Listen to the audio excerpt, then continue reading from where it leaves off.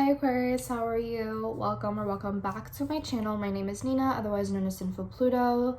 And today we are doing your February 2020 predictions. That's what I was trying to get out. This is going to apply to Aquarius, Sun, Moon, Rising, and Venus. But before I get into anything with the reading, I just want to announce really quick that I am hosting a 14-day tarot challenge on my Instagram and Twitter called 14 Days of Valentine's with Sinfulpluto. That's really what it is. And it is basically where every day I ask you a question and we pull some cards, whether it's tarot or oracles or any other form of divination that suits you, and we ask the question, we pull, and we see what comes up, and we basically reflect on different patterns that we express in our love lives or towards ourselves, and how we can better ourselves in love, and how we can better ourselves in treating ourselves better, and things along those lines, you know. And it's all leading up to Valentine's Day, so a lot of self-love. It's a lot of empowerment. If you were into it, if you want to check it out, it's on my Instagram and Twitter at Sinfulpluto. It's linked down below. So yeah. Okay, so moving on, we'll get started with your love reading. And wait, did earlier I said February 2020 predictions. That's not what this is. This is your love predictions for February 7th all the way through March 4th for the Aries Venus transit. Okay, that's what this is. I'm so sorry. But yeah, this is going to apply to Aquarius, Sun, Moon, Rising, and Venus. And before I get into anything, I just want to disclaim very quick that this is a general reading. It's not going to apply to everyone. Take it all with a grain of salt. Take what resonates, leave with the rest that doesn't. Use your discernment and critical thinking while watching this, and most of all, enjoy yourself. All right, so let's go ahead and get started. I am using the Ophidia Rosa Tarot. I'll link it down below if you are interested in checking it out. So, all right, let's see what's going on for Aquarius in their love lives between February 7th through March 4th. What is going on for Aquarius, Sun, Moon, Rising, and Venus in their love life from February 7th through March 4th?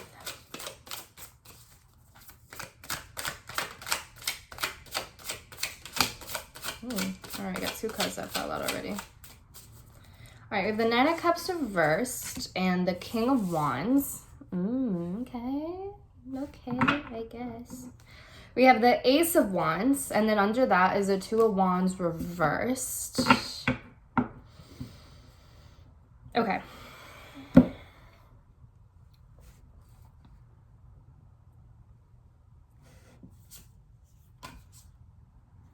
Okay. So, Aquarius, this is kind of what it seems to me. I don't know if this King of Wands is you or another person. Take it how it resonates. Switch the roles however way you need to.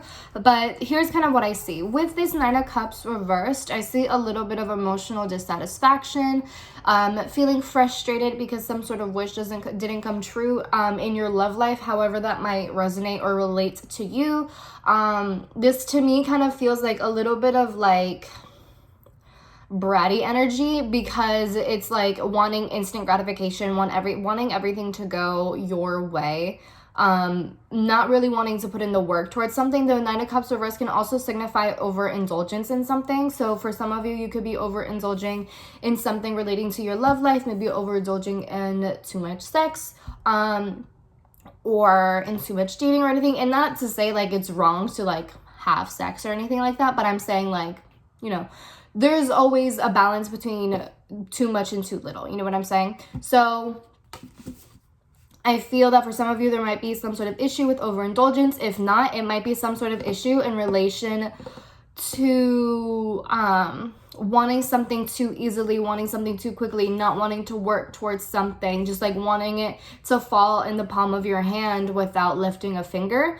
And with this King of Wands, I feel like that's kind of the energy of this King of Wands person. This King of Wands is someone who is like very charismatic, very outspoken, like life of the party, center of the party, people love like this King of Wands, right? This King of Wands is the type of person that everyone loves. Everyone has good things to say. Everyone always loves this person for whatever reason it might be. It just seems as though this is like an all-around good person. You know what I'm saying? They admire this King of Wands. It's almost like they can do no wrong. Not to say that they idealize them. Ooh, I have glitter. Not to say that they idealize them or anything like that, but it's just like they view this King of Wands as someone very open, very charming, very fun to be around, life of the party, like I said, right? And then we have the Ace of Wands, which to me, for some reason, which for me kind of reads as wanting something new, wanting to pursue something new. It feels that this King of Wands wants something new or something different, or they want to pursue some other passion because they're not getting what they want. Does that kind of make sense?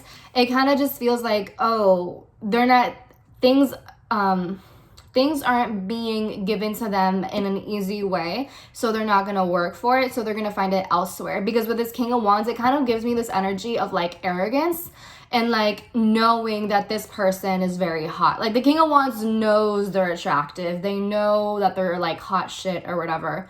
And I feel that they use that to their advantage, and so they don't care to really put in any sort of effort to cultivate or grow something possibly with you, because they know that they can find someone else easily in a matter of minutes. Does that kind of make sense? And so if this is the case with you, I feel like Aquarius, I think it's important for you not to get really caught up in that or think that you're like not worthy or anything like that, because what this seems to me is that this King of Wands just isn't willing to put in any sort of work, and you don't really want that. You don't want someone who isn't willing to put in work, who isn't willing to fight for you, who isn't willing to prove themselves to you, right? It just seems to me that this King of Wands just like wants the more physical things. They want them, I don't want to say superficial things, but it just seems as though they are chasing after some sort of passion, some sort of sexual desire, physical desire, rather than anything deeper than that. Does that make sense? So if that is what you're looking for, if you want something that is like deeper, that has requires a deeper connection, I feel that it might be best to avoid this King of Wands. For some of you, it could be that you have been wishing for someone who is like a King of Wands, and it could be that you have a crush on someone, potentially a fire sign, and there has been a lot of sexual tension between you two, or a lot of excitement, a lot of passion, a lot of adrenaline rush between you and this person, but maybe it feels like you're not getting what you want, Nine of Cups reverse, and it's because you have to work for it. It could be that you are the one who has to work for this person. It's not something that is just going to be handed to you, and I feel like this is kind of a challenge for you because it's different. I feel that maybe some of you haven't really had the experience of needing to work for someone, either because maybe you were the one who didn't really have to work to have someone be attracted to you, right? Maybe people were like already kind of throwing themselves at you, or it was just easy for you in general to find a significant other or someone to date, or like a hookup or something, right? But I feel that with this King of Wands, it requires a little bit more effort, and I think that's a little bit outside of your comfort zone. With this Two of Wands reversed, this is kind of telling me that you kind of have to make a choice between what is comfortable and familiar versus what is new and adventurous. And you might be kind of thinking, or you might be a little bit envious of other people who are like around this King of Wands person, and you're like, damn, like I really wish I could be that person. But are you going out of your way to, you know, like be at the center of their attention? Are you going out of your way to make yourself known, to make a point that, you know, you are like, to make a point to stand out is what I'm trying to say. Are you doing that in any sort of way, or are you just like hanging back in the background, like just chilling, hoping that he'll make a move, or that this person will make a move in general? And I feel like that's where this Nine of Cups reversed is coming in. It's kind of saying like, if you want it, you have to work for it. This isn't something that's just going to fall into your lap. You are going to have to put in a little bit more effort to have your wish basically be granted. You know what I'm saying? yeah, we have the Moon, which is the Pisces card, or also Cancer, and I also have the Chariot reverse. So this is like Cancer energy, Pisces energy. So you could be dealing with an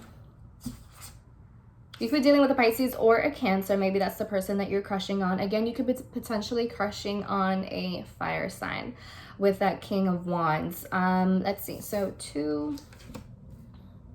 okay, so this King of Wands might be like kind of mysterious to you because of the Moon is right under that card, right? So it could be that the King of Wands looks very mysterious to you, very elusive.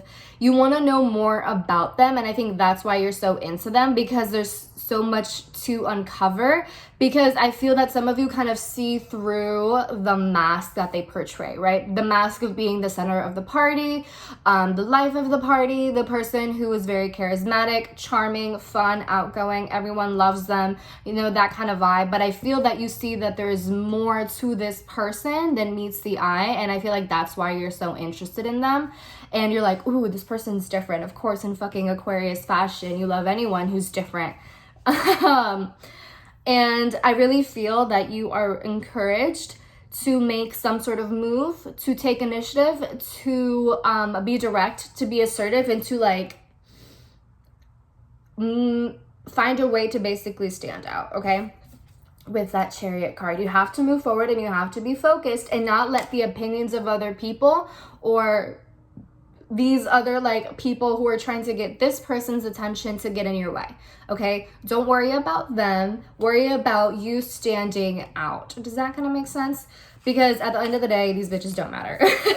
If this person, you know, I feel that if you really go out of your way to make yourself stand out, like, it's over for these hoes. But yeah, no, I really feel that if you make it a point to stand out, like, you will stand out and you will grab this person's attention. You know what I'm saying? So let's see, what advice can we give for you in your love life? Oops. What is this? The Four of Wands reversed. Yeah, change. Lovers reversed. Okay. So Gemini energy. Okay. So, bitch, can I please? We have the King of Cups that fell out.